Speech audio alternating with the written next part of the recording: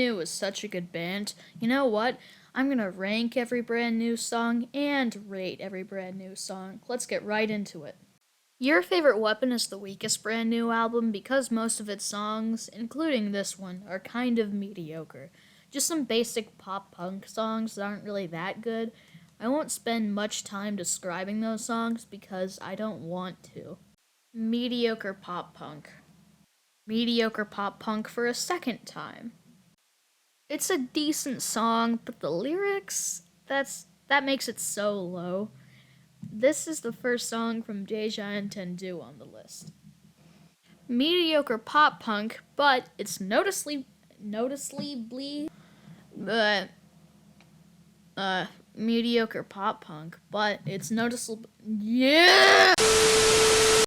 Take 3. Mediocre pop punk, but it's noticeably mediocre pop punk, but it's noticeably better. Finally. Once again, getting better. Getting better for a third time.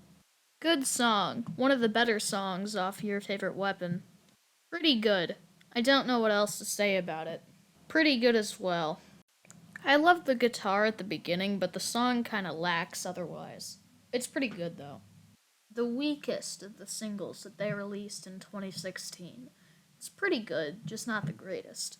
Reworked demo that I'm counting because it was technically officially released.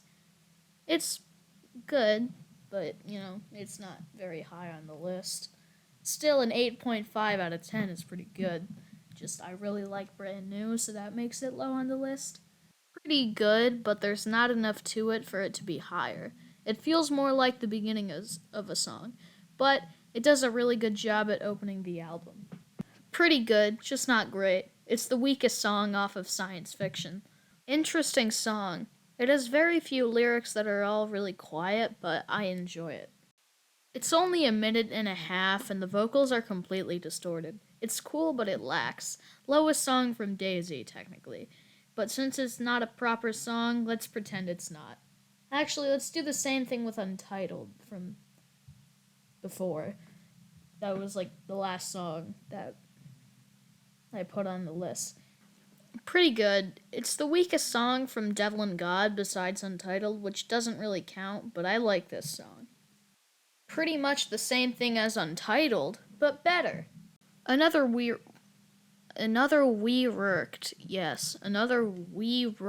demo. It's pretty good. Reworked. This is where the list gets great.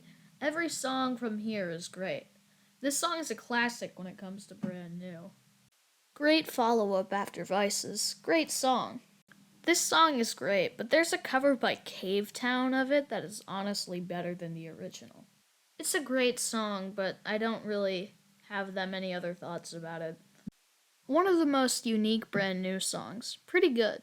Well, if you compare it to songs from Your Favorite Weapon, it's not as unique, which is interesting because the song was released in 2016, way after Your Favorite Weapon came out, and stuff from Daisy, which is the album prior, and the other singles released in the same year, and the stuff from Science Fiction, which came the year after. It's very different, which was kind of weird, but interesting. The song kind of feels like if you combined Your Favorite Weapon and Deja Entendu, and maybe just a sprinkle bit of Daisy, but I don't really know. It kind of gets to what I Am a Nightmare sounds like. It just is so interesting because it does not at all sound like Brand New. But you can kind of get it. Highest reworked demo. Great song, but it gets less and less good as it goes on. It doesn't get bad, though. It stays pretty good. Great song, but it also gets less and less good. Another example of the more experimental sound, it's a typo. Another example of the more experimental sound some of Science Fiction has. Song. It sounds pretty different compared to most Brand New songs. I think this, YouTuber that I watched react to Science Fiction, he said it kind of sounded like Rocky music you'd hear in, commercial for like a truck, which is kind of accurate, but that made him not like it, and honestly, it's a great song. So, a good old emo song from Deja. Great song. Random thing about it, it has 2 minutes of instrumental on the end. At the end. On the end. Wow. Uh, so it's a pretty long song. It's 7 minutes on the dot. And I think it's the third longest brand new song, if I am correct. It also has the longest song title of any brand new song.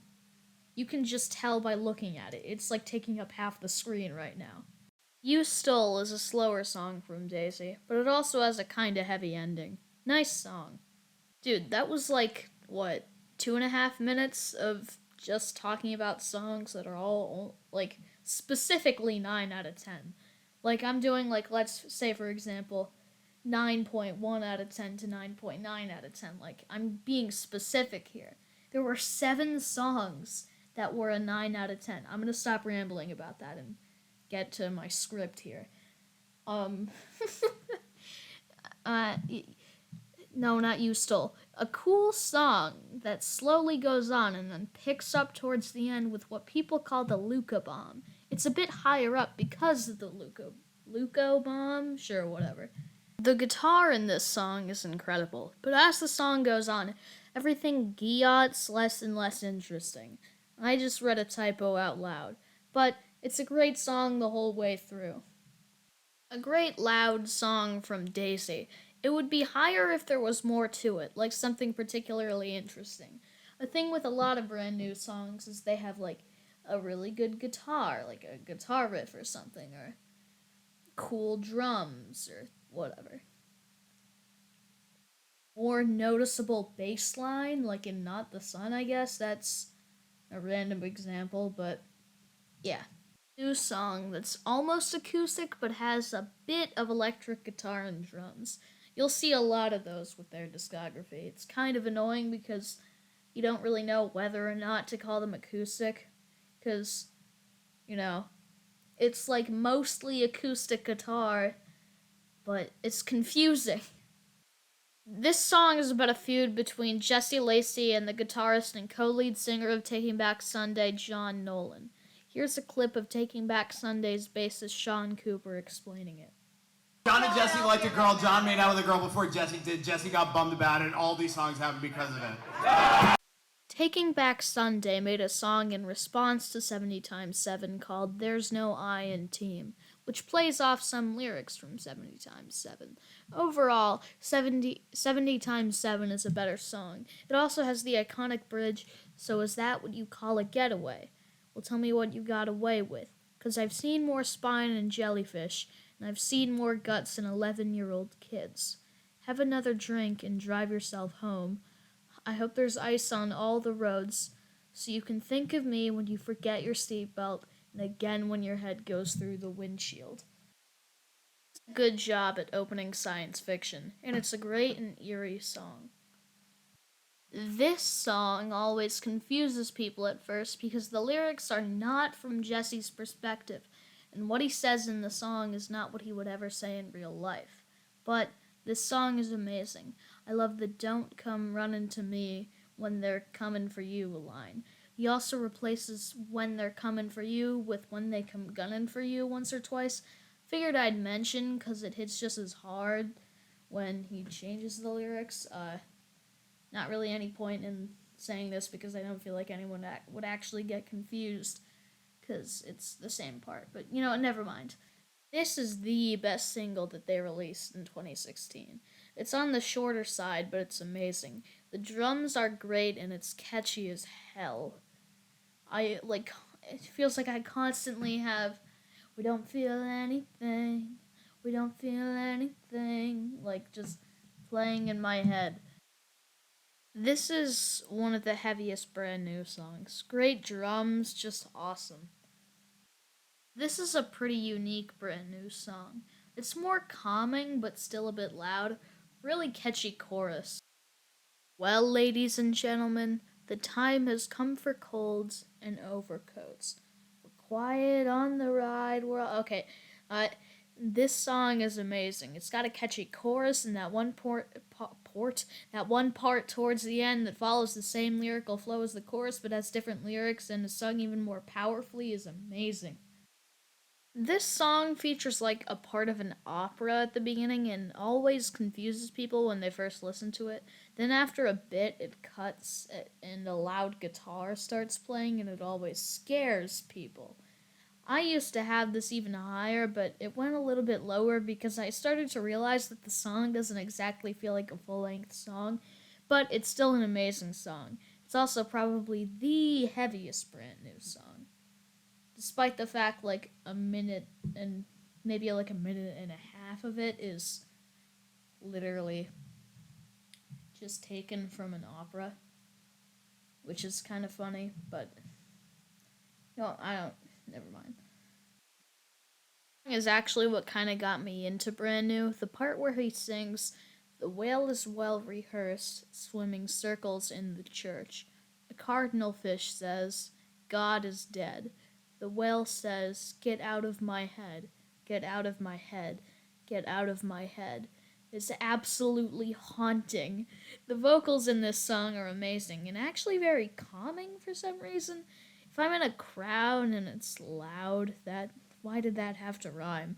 I sing those vocals quietly and no one notices, but it's very calming. Like, yeah, it's cool. I'm pretty sure this is the only brand new song to include piano. The only reason I'm including this is because apparently it was released as a single, but it was originally a demo. I'm not entirely sure if it was officially released as a single, but Spotify says it was in 2007. So, who cares? I'm including it because it's really good anyway. While being an amazing song, it's the weakest album closer. Just like your favorite Weapons album closer, it's a simple acoustic song. It has a really pretty sound. Classic song from Daisy. Great guitar riff, fun to sing along to. Who doesn't like At the Bottom? My opinion on this song isn't really so controversial. We are entirely sorry. The chorus is great. It'd be ever so slightly higher if the beginning wasn't 10 minutes long. 10 minutes long? No, 2 minutes long. Sorry. This goes so hard. Another classic song from Daisy. I love it. An amazing song, amazing singing, amazing guitar. It's a slower song and the second best song from Your Favorite Weapon. The first one is also a slower one. You'll see what it is later. Not that much later though.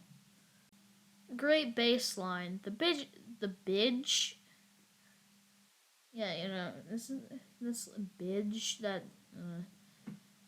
that's like close to what like Mo thinks Marge Simpson's name is.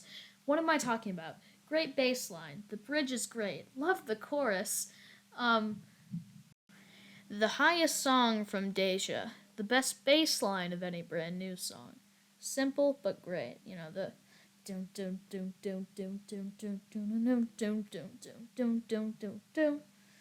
Uh, the the backing vocals right before the chorus are so fun to sing along to. And the song is one of the best quotes from Brand New. Die young and save yourself. This song is like important or something. Yeah. Best song from Your Favorite Weapon. It's also a slower song. It's just amazing. The guitar's nice, the singing is nice, everyone loves it. Great lyrics, great acoustic riff, and an acoustic riff. Never mind. And the first Brand New song I ever enjoyed. The best Brand New album opener. Not to say that it does the best job at opening an album, but it is the best overall for any album opener by Brand New, if you get what I mean. We've reached the top 10. This is the second best song off the album Daisy. It's a slower song that eventually builds up into what sounds like a choir of just Jesse Lacey singing. Also, like halfway through the song, it cuts to some kid saying some stuff. Here, let me do my best impression of him. I don't want to be. Wasn't finding anybody when he was on a shelf. I saw him in my dream. I don't know what he's talking about, but this song is great. Second best album closer in terms of how good it is at closing an album, and the third best album closer in terms of the quality of the song itself. It's the best song off of Daisy. I'm having trouble thinking of things to say about this song, but well, I try. God knows that I try. Song is so important to Brand New's discography because it doesn't just close science fiction, it closes their discography itself. It's their best album closer in terms of how well it closes the album. It's also the longest Brand New song. It's an amazing song, but it's only the second best album closer when it comes to how good it is, like, musically and generally as a song.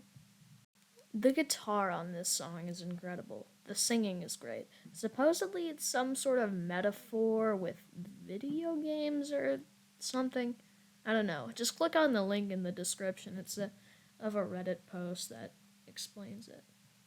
This song is about the nukes that the US dropped on the Japanese city of Nagasaki to force Japan to surrender and keep the Soviets out of Japan. It's also an incredible song. This song is almost perfect. Well, I guess nothing can be perfect, so here's a comforting thought.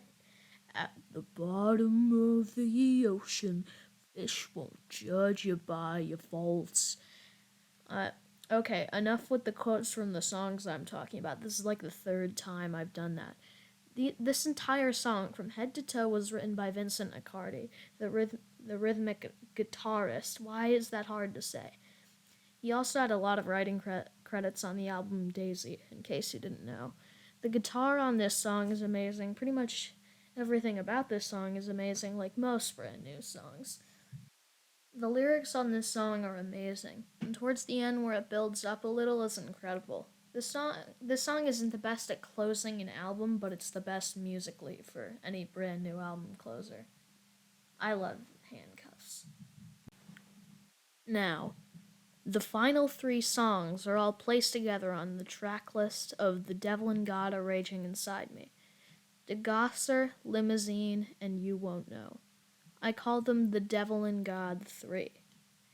You get to see how I rank those songs in 3, 2, 1. This song is incredible. The loud part hits so hard. It's supposed to be about... I don't feel like saying. I love this song, but I don't care.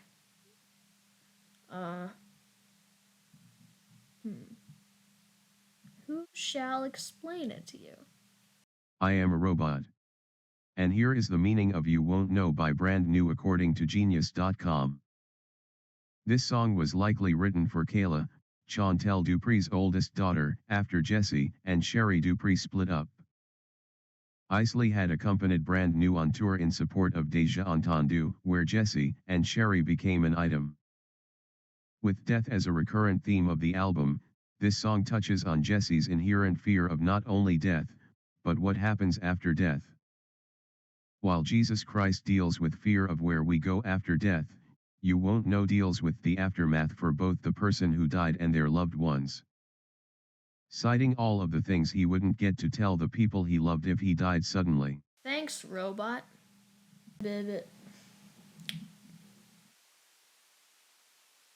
So, only 2 songs are left. DeGosser and Limousine. As I tell you what number 2 is, you will find out what number 1 is. There might be like 2 to 4 people who know me and know and remember what I'm gonna choose. I don't know why I'm mentioning that, but number 2 is, drumroll please,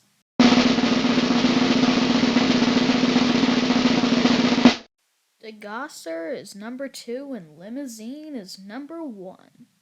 I don't even know where to begin with DeGosser. It's so good, and it's our first 10 out of 10. Jesse Lacey once did a live acoustic solo of DeGosser, and honestly, it's the best musical performance I've ever seen.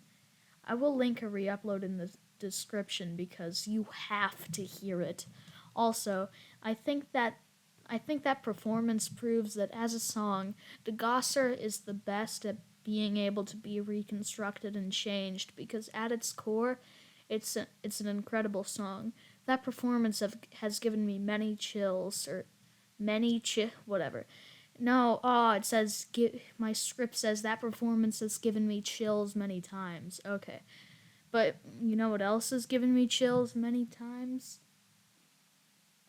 Greatest song of all time. The greatest song of all time. Change my mind. Find any other song that even comes close to the quality and impact of this song. In fact, I will give a list of reasons why this song is so good. Reason 1, the meaning. For those of you that don't know the meaning of limousine, I will explain. This is all a true story. There once was a 7-year-old girl named Katie Flynn. She was driving home in a limousine from her aunt's wedding, of which she was the flower girl at. Her dad, mom, and sister were all there with her. As they're driving, Martin Heidgen, who cares if I mispronounce his name? I don't care. Who was currently going the wrong way on the highway and had been for 2 miles. As he's driving, his blood alcohol content is over 3 times the legal amount. All of a sudden, he crashes into the limousine, killing the driver instantly and decapitating Katie with her seatbelt. Everyone else is severely injured, and as they attempt to get out, Jennifer Flynn, Katie's mother, finds Katie's head and screams, "Katie's dead." She then takes the head and crawls out of the wreckage and sit next to the wreckage as officers and ambulances attend the wreckage and help everyone else. She had said things about how she felt in a time of sadness and instability. We'll never have to buy adjacent plots of earth. We'll never have to rot together underneath the dirt. I'll never have to lose my baby in the crowd. I should be laughing right now. Those sentences appear as backing vocals at the end of the song. It turns out this had happened 1 mile away from where Jesse Lacey grew up. He was so touched by the story with the thought that he had driven drunk before. He could have affected someone so severely as Martin did the family of Katie Flynn. As her dad Neil Flynn had said, "Life stinks. This is a microcosm. You just saw my entire existence defined. Those 5 seconds set the agenda for me and my wife for the rest of our lives. That's it. That smash was my life." This sad story should be remembered for why not to drive drunk. You shouldn't even be drinking as much as Martin Heidgen did. It's just the cause to all your problems. No, it's not. Other things will cause problems. Never mind. Reason 2, the complexity. This song is 7 minutes and 42 seconds long. It's the second longest brand new song. There are so many incredible aspects to the music itself. The slow start into the part that describes the crash, then the beautiful verse from Martin Heidgen's perspective, then repeating never again, then counting to 7, Katie's Flynn's, then counting to 7, which was Katie Flynn's age when she died. Then the backing vocals that I mentioned earlier, then them fading into being even louder than the main vocals, and then the guitar comes in, and then the guitar feels like you're experiencing the event that the song is based on itself. This song is incredible. Absolutely beautiful and filled with raw emotion. It gives me chills half the time I listen to it. Okay, that was only 2 reasons, but the second reason was broad and could have been like 2 reasons, so who cares? Anyway, as a final note on this song, limousine is love, limousine is life. To conclude, Brand New is my favorite band of all time. In my opinion, the greatest band of all time. It's a hot take, but still. This has been the first ever What Fox video, and I'm out.